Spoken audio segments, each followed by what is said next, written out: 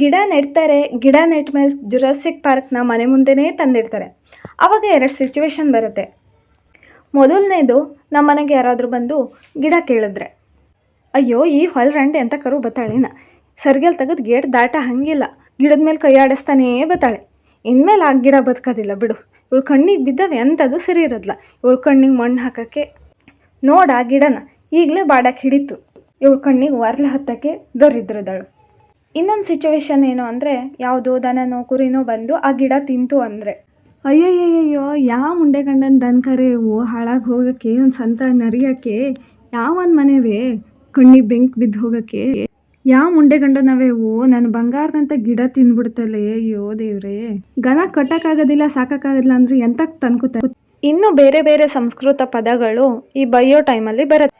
ನಿಮ್ಮಲ್ಲೆಲ್ಲೂ ಈ ಥರ ಯಾವುದಾದ್ರೂ ಸೌಂಡ್ ಸೆಟ್ ಇದೆಯಾ ಅಂತ ಕಮೆಂಟಲ್ಲಿ ತಿಳಿಸಿ.